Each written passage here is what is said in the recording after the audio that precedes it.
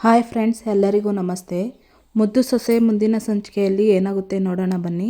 ನೋಡೋದಕ್ಕೂ ಮುಂಚೆ ಯಾರು ವಿನೋದ ವೈಎಂ ವ್ಲಾಗ್ಗೆ ಸಬ್ಸ್ಕ್ರೈಬ್ ಆಗಿಲ್ವೋ ಪ್ಲೀಸ್ ಸಬ್ಸ್ಕ್ರೈಬ್ ಆಗಿ, ಲೈಕ್ ಮಾಡಿ, ಶೇರ್ ಮಾಡಿ, ಕಮೆಂಟ್ ಮಾಡಿ, ಬೆಲ್ ಐಕಾನ್ ಆಲ್ ಅಂತ ಒತ್ತಿ ಫ್ರೆಂಡ್ಸ್. ನಿನ್ನ ಬಾಯಲ್ಲಿ ಅಣ್ಣ ಅಂತ ಕರಿಬೇಡ ನನ್ನ. ಅವ್ವ ಮಗಳು ಇಬ್ಬರು ಸೇರ್ಕೊಬಿಟ್ಟು ಮಾಡಬಾರ್ದು ತಪ್ಪು ಮಾಡಿಬಿಟ್ಟು ಈಗ ಸಮರ್ಥನೆ ಮಾಡ್ಕೊತಾ ಇದ್ದೀರಾ. ನಾಚಿಕೆ ಆಗಕ್ಕಿಲ್ವಾ ನಿಮಗೆ? ನನ್ನೆರಳಲ್ಲೇ ಇದ್ಕೊಂಡು ಇಷ್ಟೆಲ್ಲ ತಪ್ಪು ಮಾಡಿಬಿಟ್ಟು ನನ್ನ ಮಗನ ಕೈಯಲ್ಲೇ ತಾಳಿ ಕಟ್ಸು ಅಂತ ಕೇಳ್ತಾ ಇದೆಯಲ್ಲ, ಎಷ್ಟೇ ಧೈರ್ಯ ನಿನಗೆ ಅಂತ ಶಿವರಾಮೇಗೌಡರು ಹೇಳ್ತಾರೆ. ಅಣ್ಣ, ನನ್ನ ಮಗಳಿಗೆ ಅನ್ಯಾಯ ಆಗೈತಲ್ಲಣ್ಣ ಅಂತಾಳೆ ಸಾವಿತ್ರಿ. ಇಥು ಪಾಪಿ ಬಾಯಿನಾಗೆ ಪುಣ್ಯದ ಮಾತು ಅಂತ ಹೇಳ್ತಾರಲ್ಲ, ನೀನಂತ ಮಾತಾಡ್ತಾ ಇದೀಯಾ? ನಿನ್ನ ಜಾಗದಲ್ಲಿ ನೀನಲ್ಲದೆ ಬೇರೆ ಯಾರಾದರೂ ಇದ್ದಿದ್ರೆ ಇಲ್ಲಿ ನಡೀತಾ ಇದ್ದಿದ್ದೇ ಬೇರೆ. ಬೆನ್ನಿಗೆ ಬಿದ್ದು ತಂಗಿ ಅಂತ ನೀವಿಬ್ಬರು ಇವತ್ತು ಉಳ್ಕೊಬಿಟ್ಟಿದ್ದೀರಾ. ಹೇಳ್ತಾ ಇದ್ದೀನಿ ಕೇಳಿ, ಇನ್ನೊಂದು ಗಳಿಗೆನೂ ಇಲ್ಲಿ ನಿಂತ್ಕೋಬೇಡಿ. ಅಟ್ಟಿಲಿ ನಿಮ್ಮಿಬ್ಬರಿಗೂ ಜಾಗ ಇಲ್ಲ, ಹೋಯ್ತಾ ಇರಿ ಅಂತ ಶಿವರಾಮೇಗೌಡರು ಹೇಳ್ತಾರೆ. ಅಣ್ಣ, ನೀನೇ ಹಿಂಗೆ ಹೇಳ್ಬಿಟ್ರೆ ನಮಗೆ ದಿಕ್ಕ್ಯಾರಣ್ಣ ಅಂತ ಸಾವಿತ್ರಿ ಹೇಳ್ತಾಳೆ. ನಿಮ್ಗೆ ಅಯ್ಯೋ ಅಂದರೆ ಪಾಪ ನಮಗೆ ಸುತ್ಕೊತದೆ. ಇನ್ನೊಂದು ಕ್ಷಣ ನನ್ನ ಕಣ್ಮುಂದೆ ನಿಂತ್ಕೊಂಡ್ರೆ ನಾನೇನು ಮಾಡ್ತೀನೋ ಗೊತ್ತಿಲ್ಲ ನನಗೆ ಅಂತ ಶಿವರಾಮೇಗೌಡರು ಹೇಳ್ತಾರೆ. ಮಾವ ಅಂತಾಳೆ ವಿನಂತಿ. ಮುಚ್ಚು ಬಾಯಿ ಅಂತಾನೆ ಭದ್ರ. ಇನ್ನೊಂದು ಮಾತಾಡಿದ್ರೆ ಸೌದೆ ಸಿಗ್ದಾಕ್ಬಿಡ್ತೀನಿ ಅಂತ ಭದ್ರ ಹೇಳ್ತಾನೆ. ಅದು ಹಂಗಲ್ಲ ಭದ್ರ ಮಾಮ ಅಂತಾಳೆ ವಿನಂತಿ. ನಿನ್ನ ಅಂತ ಹೊಡೆಯೋದಕ್ಕಂತ ಹೋಗ್ತಾನೆ ಭದ್ರ. ಅಷ್ಟರಲ್ಲಿ ಭದ್ರ ಅಂತ ಶಿವರಾಮೇಗೌಡರು ತಡೀತಾರೆ. ನೋಡು, ಅಪ್ಪ ಇನ್ನ ಜೈಲಿಗೆ ಕಳಿಸಿ ನೋವು ಕೊಟ್ಟಿದ್ದು ಅಲ್ಲದೆ ಏನು ತಪ್ಪು ಮಾಡ್ದಿರೋ ನಮಗೆ ಶಿಕ್ಷೆ ಅನ್ಭವ್ಸಂಗೆ ಮಾಡಿ ತಿರ್ಗಾ ವಾದ ಮಾಡ್ತೀಯಾ? ಇಟ್ಟೆಲ್ಲ ಆದಮೇಲೆ ನಮ್ಮ ಮಟ್ಟಿಲಿ ನಿಮಗೆ ಜಾಗ ಇಲ್ಲ, ಹೋಯ್ತಾ ಇರಿ ಅಂತ ಭದ್ರ ಹೇಳ್ತಾನೆ. ಬರೀ ಬಾಯಿ ಮಾತಲ್ಲಿ ಹೇಳಿದ್ರೆ ಇವ್ರಿಗೆ ಅರ್ಥ ಆಗೋಕ್ಕಿಲ್ಲ, ಕತ್ತಿಡ್ದು ಆಚೆ ತಳ್ಳಬೇಕು. ತಳ್ಳಲ್ಲ ಅಂತ ಶಿವರಾಮೇಗೌಡರು ಹೇಳ್ತಾರೆ. ಅಣ್ಣ ಅಂತಾಳೆ ಸಾವಿತ್ರಿ. ನೀನು ನಿನ್ನ ಮಗಳು ಸೇರಿಕೊಂಡು ಯಾವತ್ತು ನಮ್ಮ ಮಟ್ಟಿಗೆ ಕೇಡು ಬಯಸಿದ್ರೋ ಆವತ್ತೇ ಸಂಬಂಧ ಮುಗ್ದೋಯ್ತು.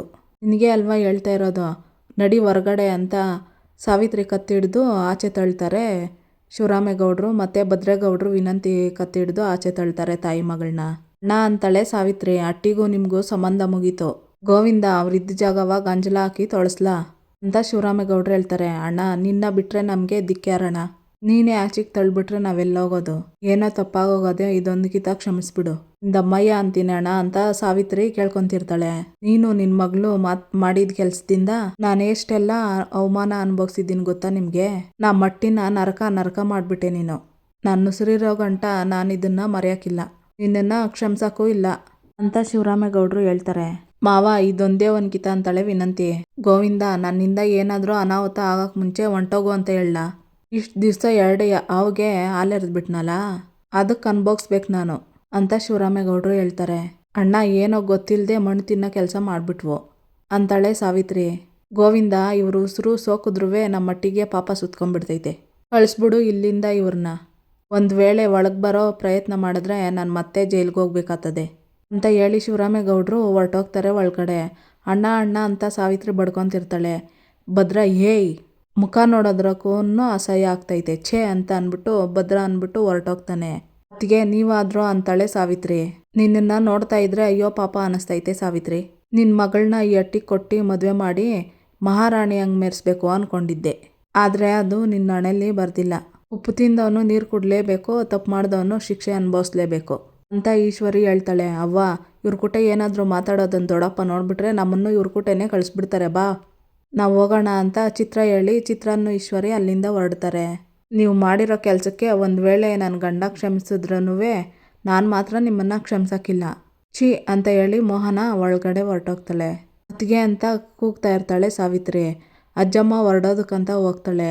ಅವ್ವ ಅಂತಾಳೆ ಸಾವಿತ್ರಿ. ಛೀ, ನಿನ್ನ ಬಾಯಿಂದ ನನ್ನ ಹಂಗಕ್ಕೆ ಅರಿಬೇಡ, ಇಲ್ಲೇ ನಿನ್ನ ತುಳಿದು ಸಾಯಿಸ್ಬಿಡ್ತೀನಿ. ನೀನು ನನ್ನ ಮಗಳೇ ಅಲ್ಲ ಅಂದ್ಬಿಟ್ಟು ಉಗ್ದ್ಬಿಟ್ಟು ಹೋಗ್ತಾಳೆ ಅಜ್ಜಮ್ಮ. ನೀವು ಮಾಡಿರೋ ತಪ್ಪಿಗೆ ಶಿಕ್ಷೆ ಅನುಭವಿಸ್ತಾ ಇದ್ದೀರಾ ಅಂತವ ನನಗೇನೋ ನೋವಾಯ್ತಾ ಇಲ್ಲ, ಆದರೆ ಹುಟ್ಟಿದ ಮನೆಗೆ ದ್ರೋಹ ಮಾಡಿದ್ರಲ್ಲ ಅಂತ ನೆನೆಸ್ಕೊಂಡ್ರೆ ಸಂಕಟ ಆಗ್ತೈತೆ. ನೀವು ಮಾಡಿರೋ ತಪ್ಪಿಗೆ ಪ್ರಾಯಶ್ಚಿತ್ತನೇ ಇಲ್ಲ, ಛೇ ಅಂದ್ಕೊಂಡು ವಿದ್ಯೆ ಅಲ್ಲಿಂದ ಹೊರಟೋಗ್ತಾಳೆ. ಗೋವಿಂದ, ಈಗೇನು ಮಾಡೋದು ಅಂತ ಶಿವರಾಮೇಗೌಡರು ಚಿಕ್ಕಪ್ಪ ಕೇಳ್ತಾರೆ.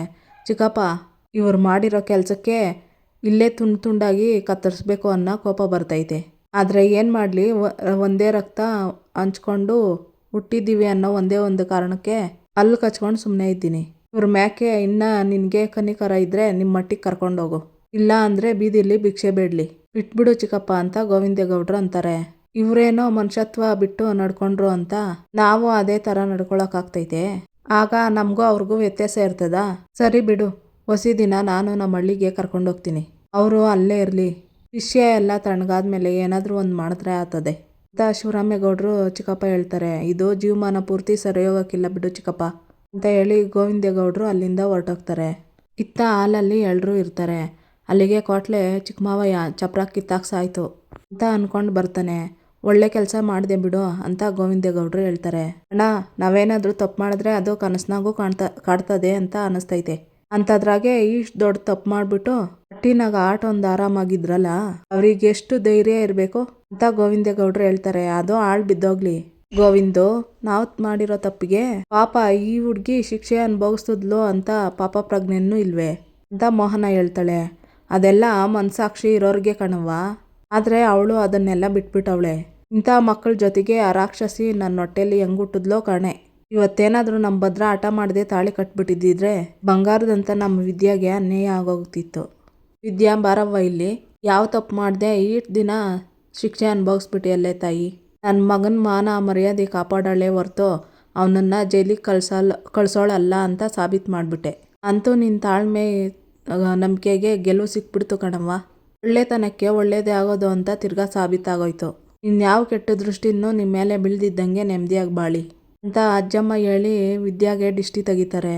ಇತ್ತ ಸಾವಿತ್ರಿ ಅವ್ರ ಚಿಕ್ಕಪ್ಪನ ಜೊತೆ ಹೋಗ್ತಿರ್ತಾರೆ. ಗೇಟ್ ಹತ್ರ ನಿಂತ್ಕೊಂಡು ಸಾವಿತ್ರಿನೂ ವಿನಂತಿ ಮನೇನ ನೋಡ್ತಿರ್ತಾರೆ. ಕೊಟ್ಟೆಣ್ಣು ಕುಲ್ಕ್ ಹೊರಗೋ ಅಂತ ಹೇಳ್ತಾರೆ. ಆದರೆ ನೀನು ಕೆಟ್ಟು ತವರು ಸೇರಿದಾಗ ತಂದೆ ಸ್ಥಾನದಲ್ಲಿ ನಿಂತು ಶಿವರಾಮ ಒಂದು ಸಣ್ಣ ಕುಂದು ಕೊರತೆ ಬರ್ದಂಗೆ ನೋಡ್ಕೊಂಡಿದ್ದಕ್ಕೆ ನೀನು ಕೊಟ್ಟು ಬಹುಮಾನ ಇದೇನೇನವ್ವ? ನೀನು ಮಾಡಿರೋದು ಶಾನೆ ದೊಡ್ಡ ತಪ್ಪು ಅಂತ ಶಿವರಾಮೇಗೌಡರು ಚಿಕ್ಕಪ್ಪ ಹೇಳ್ತಾರೆ. ನಾನೇನು ಬೇಕು ಅಂತ ಈ ಕೆಲಸ ಮಾಡಲಿಲ್ಲ ಚಿಕ್ಕಪ್ಪ. ಮಗಳ ಮೇಲೆ ವ್ಯಾಮೋಹ ಹಿಂಗೆಲ್ಲ ಆಯಿತು ಅಂತಾಳೆ ಸಾವಿತ್ರಿ. ಸರಿ, ಗೊತ್ತಿಲ್ಲದೆ ಏನೋ ತಪ್ಪಾಗೋಯ್ತು ಕಣವ್ವ. ಆದರೆ ಆ ಹೆಣ್ಮಗ ಏನೂ ತಪ್ಪು ಮಾಡದೆ ಇದ್ರೂ ನೋಡ್ಕೊಂಡು ಸುಮ್ಮನೆ ಇದ್ಬಿಟ್ರಲ್ಲ, ಅದಕ್ಕೇನು ಸಮರ್ಥನೆ? ಅದನ್ನು ಮಾತ್ರ ಯಾರೋ ಕ್ಷಮಿಸೋಕ್ಕಾಗಕ್ಕಿಲ್ಲ ಕಣವ್ವ. ಅವಳು ನಿನ್ನ ಮಗಳಿದ್ದಂಗೆ ಅಲ್ವೇ? ಒಂದು ಹೆಣ್ಮಗುವಿನ ತಾಯಿಯಾಗಿ ನೀನು ಆ ಮಗು ಬಗ್ಗೆನೂ ಯೋಚನೆ ಮಾಡಬೇಕಾಗಿತ್ತು ಅಂತ ಶಿವರಾಮೇಗೌಡರು ಚಿಕ್ಕಪ್ಪ ಹೇಳ್ತಿರ್ತಾರೆ. ಇತ್ತ ಭದ್ರ, ಅಪ್ಪಯ್ಯ ನಿನ್ನ ಮಾತು ಮೀರಿ ನಿನಗೆ ಶಾನೆ ನೋವು ಕೊಟ್ಬಿಟ್ಟೆ, ನನ್ನ ಕ್ಷಮಿಸ್ಬಿಡು ಅಪ್ಪಯ್ಯ ಅಂತ ಹೇಳ್ತಾನೆ. ಅಯ್ಯಯ್ಯೋ, ಕ್ಷಮಿಸ್ಬೇಕಾಗಿರೋದು ನಾನಲ್ಲ ಕಣ್ಲಾ, ನೀನು ತಾಳಿ ಕಟ್ಟಕ್ಕಿಲ್ಲ ಅಂದಾಗ ನಿನ್ನ ಮೇಗೆ ಬಾಯ್ಗೆ ಬಂದಂಗೆಲ್ಲ ಮಾತಾಡಿ ಕೈ ಮಾಡಿಬಿಟ್ಟೆ. ಮನುಷ್ಯ ತಾಳ್ಮೆ ಕಳ್ಕೊಂಡ್ರೆ ಏಟೆಲ್ಲ ನೋವು ಅನುಭವಿಸ್ಬೇಕಾಗ್ತದಂತ ಈ ವಿಚಾರದಾಗೆ ನಾನು ಪಾಠ ಕಲ್ತ್ಬಿಟ್ಟೆ. ಜೊತೆಗೆ ತಪ್ಪು ಮಾಡಿಲ್ಲ ಅಂತ ಭರವಸೆ ಹೊಂದಿದ್ರೆ ಅಪ್ಪನೇ ಅಲ್ಲ, ಅದ್ಯಾವ್ರನ್ನ ಬೇಕಾದ್ರೆ ಎದುರಿಸ್ಬಿಟ್ಟು ನಿಂತ್ಕೋಬೋದು ಅಂತ ನೀವು ತೋರಿಸ್ಕೊಟ್ಬಿಟ್ರಿ. ದಯವಿಟ್ಟು ನನ್ನ ಕಡೆ ಆಗಿರೋ ತಪ್ಪನ್ನ ಕ್ಷಮಿಸ್ಬಿಡು ಮಗ ಅಂತಾರೆ ಶಿವರಾಮೇಗೌಡರು. ಇಲ್ಲ ಅಪ್ಪಯ್ಯ, ನೀನೇನು ತಪ್ಪು ಮಾಡಿಲ್ಲ, ಸಮಯ ಸಂದರ್ಭ ಈ ಥರ ಮಾಡಂಗೆ ಮಾಡ್ಬಿಡ್ತು ಅಂತ ಭದ್ರೇಗೌಡರು ಹೇಳಿ ಶಿವರಾಮೇಗೌಡ್ರನ್ನ ತಪ್ಕೊಂತಾರೆ. ಕಣ್ಣಾಗ ಕಂಡಿದ್ದೆಲ್ಲ ಸತ್ಯ ಅಲ್ಲ, ಅದ್ರ ಆಚೆಗೂ ಯೋಚನೆ ಮಾಡೋದನ್ನ ಮರ್ತುಬಿಟ್ಟಿದ್ದೆ. ಕಷ್ಟ ಎಲ್ಲ ಕಳೀತು, ಇನ್ಮ್ಯಾಕಾದ್ರೂ ನೀವು ನೆಮ್ಮದಿಯಾಗಿರಿ ಅಂತ ಶಿವರಾಮೇಗೌಡರು ಹೇಳ್ತಾರೆ. ಬಾವ, ನನಗೆ ಯಾಕೋ ಇದು ಇಲ್ಲಿಗೆ ಮುಗೀತೈತೆ ಅಂತ ಅನ್ನಿಸ್ತಾ ಇಲ್ಲ. ಬಿರುಗಾಳಿ ಸುಂಟ್ರಗಾಳಿ ಯಾವಾಗ ಬೀಸ್ತದೆ ಅಂತ ಗೊತ್ತಾಗ್ತಾ ಇಲ್ಲ. ಹಿಂಗೆ ಹೇಳ್ತೀನಿ ಅಂತ ತಪ್ಪು ತಿಳ್ಕೊಬೇಡಿ ಬಾವ.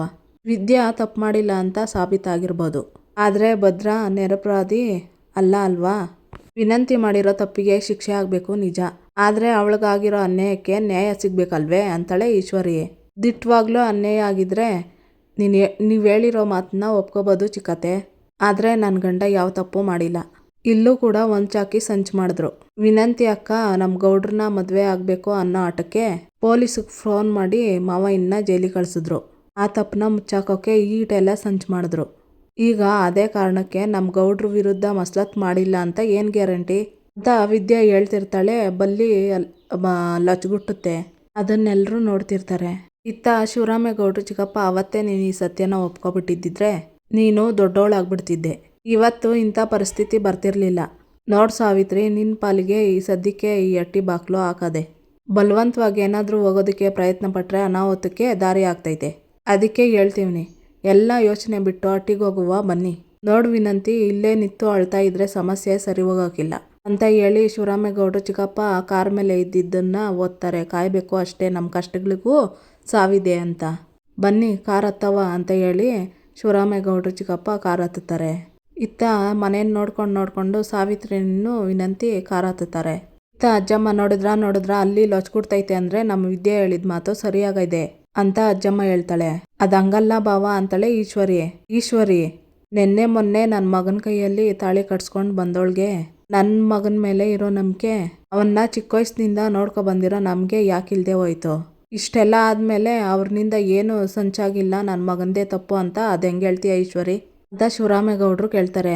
ಈಶ್ವರಿ ತಪ್ಪು ಮಾಡಿದವರು ಅವರು, ಆದರೆ ಏನು ತಪ್ಪೇ ಮಾಡ್ದಿರ ಇರೋ ನಮ್ಮ ವಿದ್ಯೆ ಅದಕ್ಕೋಸ್ಕರ ಶಿಕ್ಷೆ ಅನ್ಭೋಗ್ಸವಳೆ ನೋಡು. ಭದ್ರನ ವಿಚಾರದಾಗೂ ಹಂಗಾಗೋದು ಬೇಡ, ವಸಿ ನೀನು ಸುಮ್ಕೆ ಇರು ಅಂತ ಗೋವಿಂದೇಗೌಡರು ಹೇಳ್ತಾರೆ. ಆಟ ಎಲ್ಲ ಮಾಡವ್ರೆ ಅಂದ್ಮ್ಯಾಕೆ ವಿದ್ಯೆ ಹೇಳ್ದಂಗೆ ಈಗಲೂ ಏನೋ ಮಸ್ಲತ್ ಮಾಡವ್ರೆ, ಅದಕ್ಕೆಯ ಈ ವಿಚಾರದಲ್ಲಿ ಇವಾಗ ತಗೊಂಡಿರೋ ತೀರ್ಮಾನ ಸರಿ ಅಂತ ಮೋಹನ ಹೇಳ್ತಾಳೆ. ನನ್ನ ಮಗ ಇಷ್ಟಪಟ್ಟು ಮದುವೆ ಆದ, ನನ್ನ ಸೊಸೆನೇ ನನ್ನ ಜೈಲಿಗೆ ಕಳಿಸ್ಬಿಟ್ಲು ಅಂತ ನೋವು ನನ್ನ ಶಾನೆ ಕಾಡ್ತಾ ಇತ್ತು. ಆ ನೋವು ಕೋಪ ಏನು ತಪ್ಪು ಮಾಡದೇ ಇರೋ ನಿನಗೆ ಶಿಕ್ಷೆ ಕೊಡಂಗೆ ಮಾಡ್ಬಿಡ್ತು ಕಣವ್ವ. ಕೋಳಾದ್ರೂ ನಾನು ನಿನ್ನ ಮುಂದ್ಗುಟೆ ಅಂತ ಕೈ ಎತ್ತಿ ಮುಗ್ದು ಕ್ಷಮೆ ಕೇಳೋದಕ್ಕಂತ ಹೋಗ್ತಾರೆ ಶಿವರಾಮೇಗೌಡರು. ಅಯ್ಯೋ ಮಾವ, ಎಂಥ ಕೆಲಸ ಮಾಡ್ತಾ ಇದ್ದೀರಾ ನೀವು. ಇನ್ನು ಯಾವತ್ತೂ ನೀವು ಯಾರ ಮುಂದೆನೂ ಕೈ ಮುಗಿಬಾರ್ದು, ತಲೆ ತಗ್ಗಿಸ್ಬಾರ್ದು. ನೀವು ಮೊದಲು ಕೈ ಇಳಿಸಿ ನೋಡಿ ಮಾವಯ್ಯ. ನ್ಯಾಯ ನೀತಿ ಅಂತ ಬಂದರೆ ಎಲ್ರನ್ನೂ ಒಂದೇ ತಟ್ಟೆಗೆ ಹಾಕಿ ನೋಡಬೇಕು ಅಂತ ನಮ್ಮಂತವರಿಗೆ ತೋರಿಸಿದ್ದೆ ನೀವು. ಸತ್ಯ ಒಂದು ನಮ್ಮ ಕಡೆಗಿದ್ರೆ ಸಾಕು, ನಾವು ಯಾರ ಮುಂದೆ ಬೇಕಾದರೂ ನಿಂತು ಧೈರ್ಯವಾಗಿ ಮಾತಾಡ್ಬೋದು ಅಂತ ಕಲಿಸ್ಕೊಟ್ಟವ್ರೆ ನೀವು ಮಾವಯ್ಯ. ನನಗೆ ಸ್ಫೂರ್ತಿ ಮಾದರಿ ಎಲ್ಲನೂ ನೀವೇ ಆಗಿರ್ಬೇಕಾದ್ರೆ ನೀವು ತಪ್ಪು ಮಾಡೋದಕ್ಕೆ ಹೇಗೆ ಸಾಧ್ಯ ಮಾವಯ್ಯ.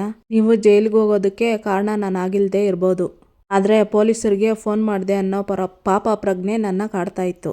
ಅದಕ್ಕೆ ಪ್ರಾಯಶ್ಚಿತ್ತ ಮಾಡ್ಕೊಳ್ಳೋದಕ್ಕೆ ಒಂದು ಅವಕಾಶ ಕೊಟ್ರಿ. ಹಂಗೆ ನಾನು ಮಾಡಿದ ಪಾಪನ ಕಳೆದು ನನ್ನ ತಪ್ಪನ್ನ ತಿದ್ಕೊಂತೀನಿ. ಇನ್ನೂ ಒಂದು ಮಾತು ಮಾವ, ನೀವು ಯಾವತ್ತೂ ಯಾರಿಗೂ ಕ್ಷಮೆ ಕೇಳಬಾರ್ದು, ಯಾರ ಮುಂದೇನೂ ತಲೆ ತಗ್ಗಿಸ್ಬಾರ್ದು ಅಂತ ವಿದ್ಯೆ ಹೇಳ್ತಾಳೆ. ನಿನ್ಗಿರೋ ಮನಸ್ಸನ್ನ, ಒಳ್ಳೆ ಮನಸ್ಸನ್ನ ಅರ್ಥ ಮಾಡ್ಕೊಳ್ದೆ ದುಡ್ಕಿ ನಿರ್ಧಾರ ತಗೊಂಡು ನಿನ್ನ ಬಾಳ್ನೆ ಹಾಳು ಮಾಡ್ಬಿಡ್ತನಲ್ಲವ್ವ ಅಂತ ಶಿವರಾಮೇಗೌಡರು ಹೇಳ್ತಾರೆ. ನೀವು ದುಡ್ಕಿ ಏನೇ ನಿರ್ಧಾರ ತಗೊಂಡ್ರೂ ನಮ್ಮ ಮಾತು ಕೇಳಿ ಈ ಮದುವೆ ನಿಲ್ಸಿದ್ದೀರಾ. ಈ ನಿಮ್ಮ ಉಪಕಾರವ ಸಾಯ ಗಂಟ ಮರೆಯೋದಿಲ್ಲ ಬಿಗ್ರೆ ಅಂತಾಳೆ ರತ್ನ.